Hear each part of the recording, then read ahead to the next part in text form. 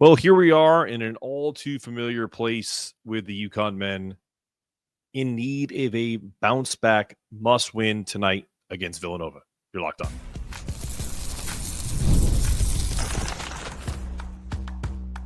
You are Locked On UConn, your daily podcast on the UConn Huskies, part of the Locked On Podcast Network, your team every day. Thanks for making Locked On UConn your first listen every day. We are free and available wherever you get your podcasts and on YouTube, part of the Locked On Podcast Network, your team every day. Before we dive into today's show, we do what we always do. We thank you guys for all of your support. We appreciate whether you're on the live shows or you come and listen to the recordings. We really appreciate it. We're proud to say we're the only daily podcast covering the UConn men's and women's basketball programs, the hoops capital of the world, and we're thrilled to bring you the coverage you deserve.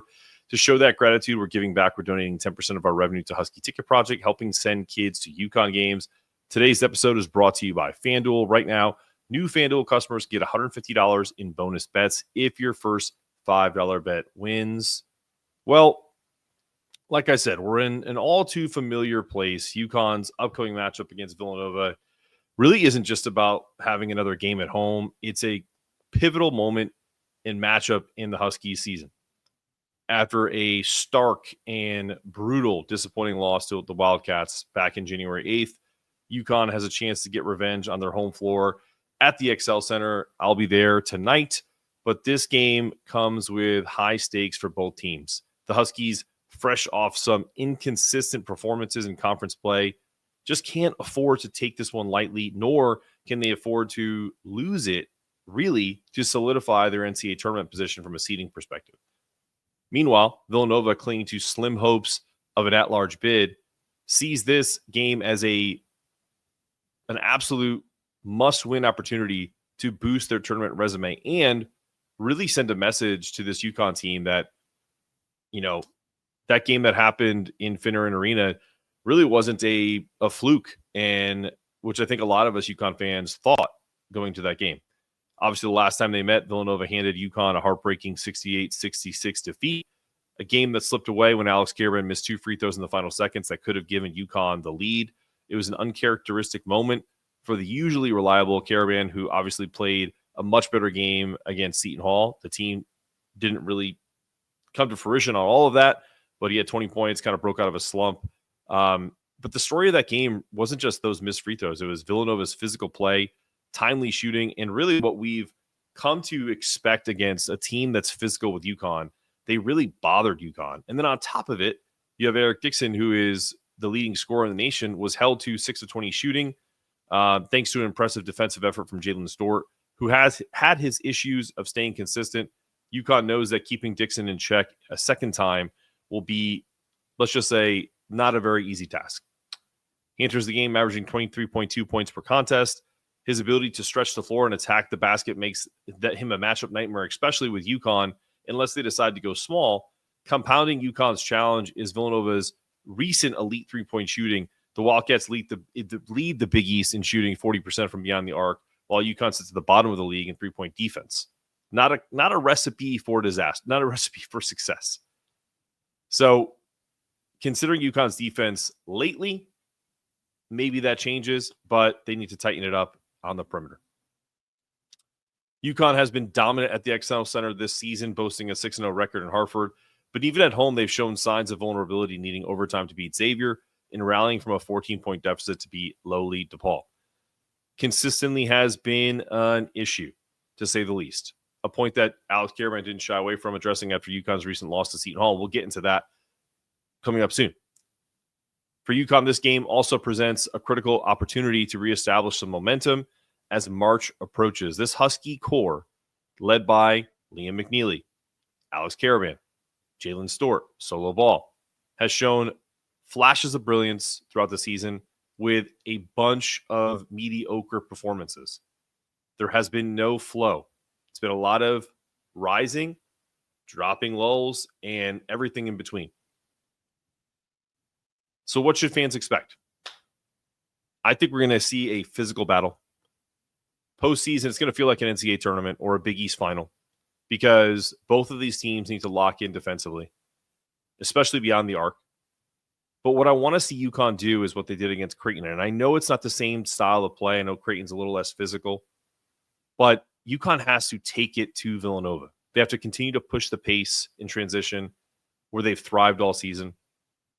Villanova's going to look to slow the game down even more than UConn does, and UConn plays at a very slow pace. Villanova's going to feed Eric Dixon early and try to capitalize on UConn's perimeter weaknesses with guys like Brickus. Wooga Poplar's been playing great. Tip-off is set for 6:30 at XL Center. I will be there, be in the media row covering the team. I really hope this game goes the way that we want it to. I don't even think it's something that we can expect that this is an automatic win. I think a couple of days ago, before the Seton Hall game, I think I think you're going to look at that differently if that Seton Hall, even if we win that game like we should have, and at the end of regulation, or even when we should have won in overtime. If we come to this game having an ugly win on a resume, I think you breathe a sigh of relief, and then this game doesn't feel quite as ominous. But again, I'll have a firsthand look tonight and see if they can figure it all out. When we return, Alex Karaban had some really shocking things to say to David Borges, at least to the media, and David wrote an article about it.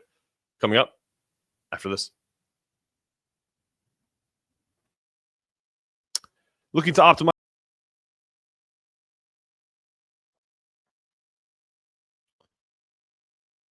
When the game tips off, the NBA action is just getting started, and there's no better place to get in on it than FanDuel, America's #1 sportsbook. With FanDuel, you can place live bets throughout the game, so even if you miss the opening tip-off and you want to bet on the fourth quarter comeback, you can stay in the action. And if you're looking for a bigger payout, you can even combine your live bets into a same-game parlay.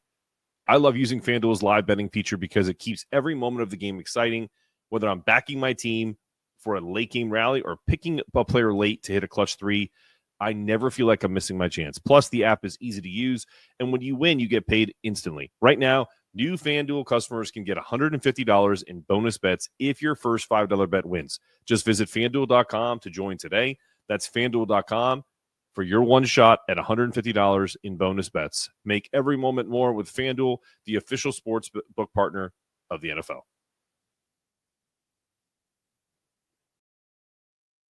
All right, back on Locked On UConn. I read, and you guys all should, David Borges does such a great job with Connecticut Insider about Alex's comments. And I'm going to paraphrase a little bit, and then we'll get into some quotes. I really think that UConn's biggest challenge this season hasn't been you can chalk up injuries, right? Defensive lapses, mental lapses. Some people think it's effort. I tend to lean more on the mental aspect of the game because it looks like the team cares, but when you're not locked in mentally, late game execution is an issue. So to me, that's mindset, right? In the wake of UConn's just absolute debacle in overtime to Seton Hall, the loss there. But still can't believe Dan Hurley hasn't won there, even with the teams he's had. Forget about this team the years before.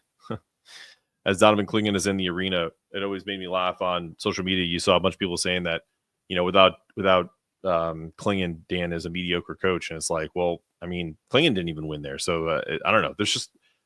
I think if they win that game, we chalk up some places are just difficult to play and it's just tough, right? Alex had this quote, and this is the shocking part. He said, as a team, we don't take every game seriously. That's a big indictment. He goes on, we don't treat every game like it's life or death the way the coaching staff does. So that, to me, tells me that right out of the gates, we're going to talk. Well, I'm going to get into this a little more, but breaking down that statement, what did they miss in the evaluation, which is usually airtight? Did they ever think about that people's personalities don't really change with environment? And did they think that they were getting better players or banking on the right players? In other words, like doubling down, like Dan said in the preseason, with guys like Jaden Ross, with guys like Jalen Stort. I think we've seen the ROI on solo ball. I think that was the right horse to back. But to not hit on at least one more sophomore has been the tough part, because you could kind of go halfway with Jalen. Jalen's been great at times. And I think sometimes Dan goes away from him a little too much based off of some uncharacteristic or kind of what's become characteristic turnovers for Jalen. But at the same time, you look at that and go, well, solo ball's been awful defensively, and yet he still gets the run that an offensive player of his caliber deserves. So I'd love to see kind of, I'll use the Dan Hurley quote talking about himself. Wild horses sometimes just have to run, right? And they may not be as wild as him. Tristan Newton certainly wasn't. There's been guys who have thrived under Dan Hurley that haven't been the Cam Spencers of the world, the Donovan Klingons of the world, that are just psychopaths that all they think about is basketball and winning, right? Alex Karaban's one of them. Alex Karaban may have the same mentality when it comes to Dan Hurley, when it comes to his willingness or wanting to win basketball games, but he is not the fiery vocal leader. He's certainly not on the court. He may be behind the scenes, and that's great, but we don't see it on the court. We see it every once in a while when he gets frustrated and everything that goes with it. But I guess from my 2 cents is, we've seen flashes of brilliance from Terrace Reed, and I think that they know that he's there. I think they know that that guy is inside of him, and they haven't been able to unlock it. Dan talked about how Aidan Mahaney was brought in to kind of take some pressure off of Haas and kind of bring him back to what his role was the last couple of years, which is an elite 6-man and defender and a guy who can run the offense, etc. Probably, if not the best person at that position in the country, the best, right? One of the best. But that hasn't come to fruition. Aidan has not turned the corner. He has not been the type of player that we thought. Certainly I haven't. I thought he was going to be like a top 10 player in the country. Like I was way off. And part of that is I take what these guys tell me, and it's not just Dan and the staff, because you can over-evaluate your team because you think they're great and you're there every day in practice and you can be too close to it, the whole deal. But it's not just him. It's not just the coaching staff. It's the entire college basketball world was wrong about Aidan going to UConn. And we can relitigate whether Kobe Brea would have been a better pick. I hate to do that because Aiden's still on this team, and I'm still rooting for him to have a breakout last 6 or 7 games. Do I think that's going to happen? Probably not, because he's really doesn't have the ability to get on the floor and stay on the floor within Dan's system. So he's had to go to this kind of positionless basketball, which I don't dislike, but it only works if you have, really great continuity. And unfortunately, this team hasn't had that with some of the injuries to Liam. It worked great against Creighton, but Creighton doesn't really pressure the ball. Now, listen, Alex said what he said, but he also took full responsibility for the lack of focus, talking about that it falls on the players and not the coaches, which I tend to agree. I think at some point, if that becomes like a season-to-season thing, then you start to question the coaching. But considering they've won 2 national championships in a row, I think we can give Dan and his team a pass on, the opportunity to, put these guys in the position to take the step forward, right? And it's refreshing to hear that level of accountability from the captain. It also shines a spotlight on his leadership this season. Being vocal in the media is one thing. Demanding that same level of focus and execution from your teammates on the court is another. If Alex is going to make those statements publicly, it's now on him to back them up with action. So he did in the Seton Hall game. He had 20 points. He had some really great plays, hit a couple big buckets that I thought was going to seal the game, right?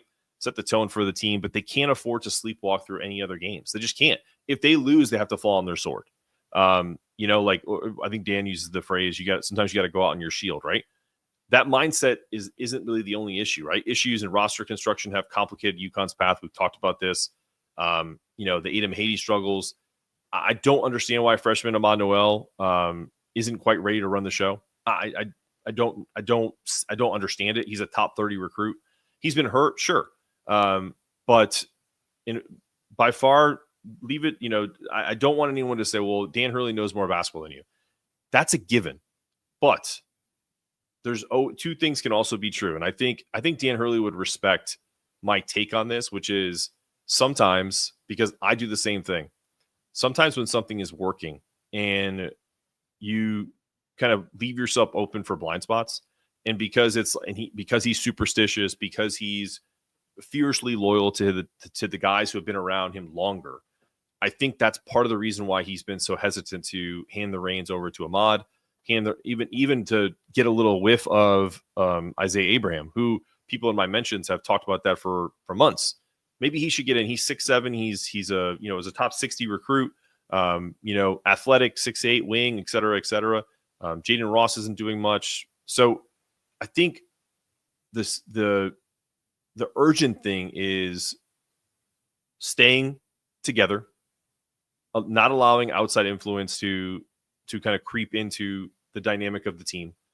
Just because I have an opinion doesn't mean that's the entire fan base. And even if it does, if I had this podcast during the 22-23 season, I remember I talked about this with Dan Meehan, who usually does my Tuesday and Thursday show with me. I remember exactly where I was. I was sitting on my couch, texting my father, who I would talk to all the time and still do, about this UConn team, and being like, man, this team doesn't have it. And then what happens, right? Because for whatever reason, that team went through a crazy, 6 out of 8 game losing streak, pitfall, downfall, whatever you want to call it. But then they went on a run. I don't think this team is capable, but I didn't think that team was capable either. They had better pieces, clearly, but they don't have the guys that you can just go get a bucket with. They don't have, slump stoppers like Adama Sanogo, who, if you needed him to go get a bucket down low because Hawk was off, or Tristan Newton had a rough game, or even Joey California wasn't hitting shots off the bench, then you could dump it down to Adama. And then you always had Donovan as kind of a backup once he was back from injury. So I think some of the lack of not having that floor general, like Tristan would get people in the right spots, as would Alex, but you had multiple people that checked each other, and they just don't have that this year. Like things like in the Seton Hall game, the big two-hand overhand pass from Liam, like that probably doesn't even happen in a scenario with guys like Cam, with guys like Tristan. It's like, no, that's not, but because he probably wouldn't have been taking out the ball. So when you lack having these killers, it's a hard time to potentially get these close wins and or take off with a game like the 23 team, the 24 team did. So I'm just having a really hard time understanding, with all the talent that this team has, what is it missing? Is it injuries? Yes. Is it the lack of a floor general on a constant basis? Yes. You have a kid on the bench who's a Philly kid who's tough, and he's not getting enough run.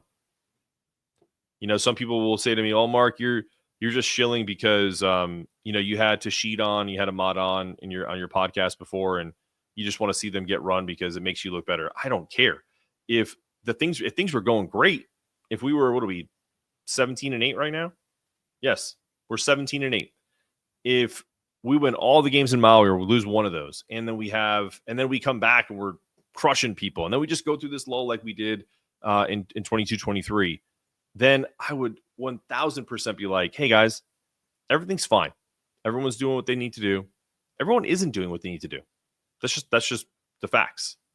And you have a couple people that are on the bench that haven't sniffed playing time that probably should get some run.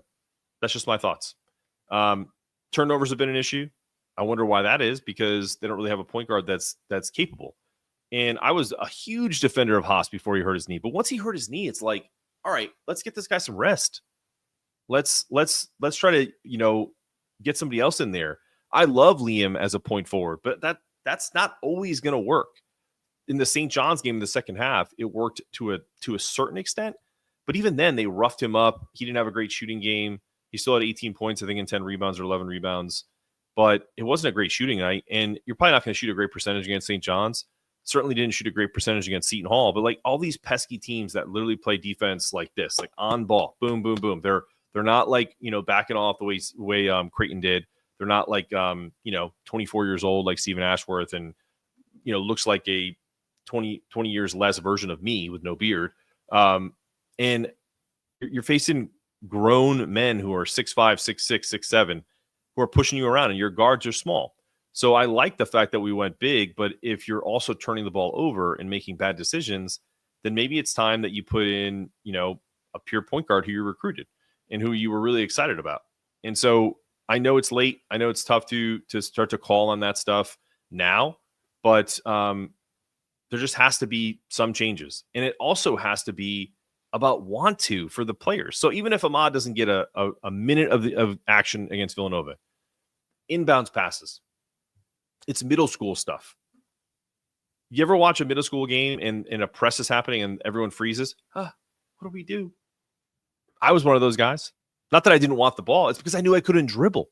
I was a good shooter. If I was in the corner and you hit me up, I would make the shot. But if you want me to dribble up the ball, not until I was older and put on weight and could actually like physically ward somebody off, I'd get my pocket picked all the time in rec league ball, like growing up over the years. I think I've told this story a million times. Jamel Riddle, who played football and probably could have played basketball at Syracuse, was one of the fastest guys to ever play football at Syracuse. I know we don't like Syracuse at UConn. I get it. But he was at my high school. Actually, he went to Platt, but he was from my hometown. And we all played together growing up. And Jamel was so quick and so good with the ball in his hands. And one time when I was 10 years old and we're dribbling up the floor, I was the point guard. So stupid. And he stole the ball from me like 6 times in a row. And eventually my dad and Donnie Mileto were like, hey, why don't you pass the ball to someone else before you get over half court before you get your pocket picked again? And I carry that with me because I've never been that great of a ball handler. And so at another level, at this college level, at this D1 level, Aiden Mahaney's not a good ball handler. He's just not. Solo ball is better, but he's not that good. He's not someone that you can give the ball to and that's just on a string. He's not Steph Castle. He's not Tristan Newton. Even Tristan wasn't the best at ball handling, but he was bigger, so he could ward people off. Same with Steph. Steph's an anomaly. He's insane. Cam Spencer. No one's going to ever, recognize Cam as someone that's really fast and is kind of like has all this wiggle. But man, could he get by people? And he just used his physicality and his body to kind of him being almost more of a technician. We don't have those guys. So what do we have to do? We have to run more action.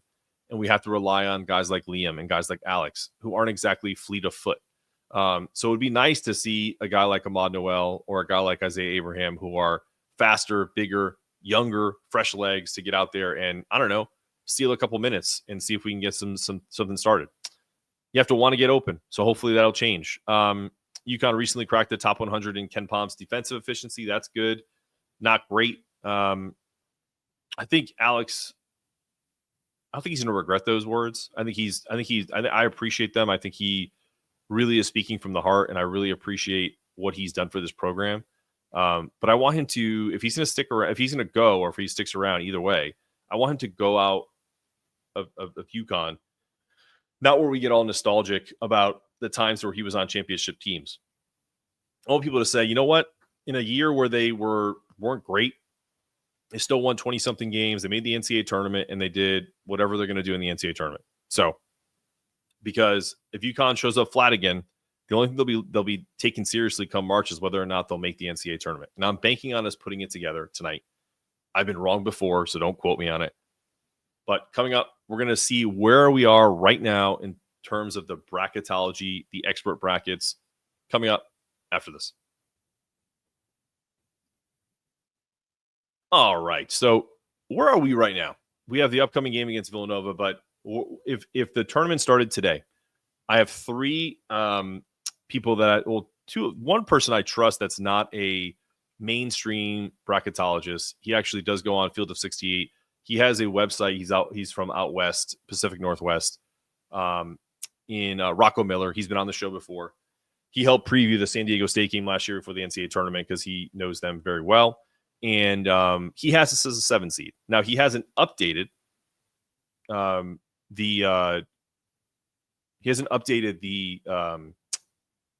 his bracket, but so I would imagine he might drop us to an 8. Then you have Jerry Palm, who has updated everything as of today, and he has this as a 9. He's on CBS. He's also a Purdue guy, so I kind of think 8 seed is more where we're at. And then Joe Lenardi has us as an 8 seed. So 8 or 7, that Creighton win on the road probably got us at a 6 or a 7. And unfortunately, that goodwill went by the wayside. So So let's take a look at this. We have Nova tonight. I think that's gonna be a tough game. I don't know what the spread is. I'm not even gonna look. It's probably 4 for us, -4. I don't even know. I guess predicting a win tonight. Then we're at St. John's, Store South on the 23rd. Tough game. I want to say that we play really well at Madison Square Garden because we did against Gonzaga. St. John's is due for a loss. They've won, 11 straight, something like that. So it could be 2 in a row. Then you're back at XL Center against Georgetown. I like to think that's a win, but I actually think we're going to lose at Providence at the Dunk. And then we're back home versus Marquette. That could be a 50-50 game. So that could be 3-2. And then I think we beat Seton Hall in a rubber match. I'm fine if they go 4-2. 5-1 would be obviously much better.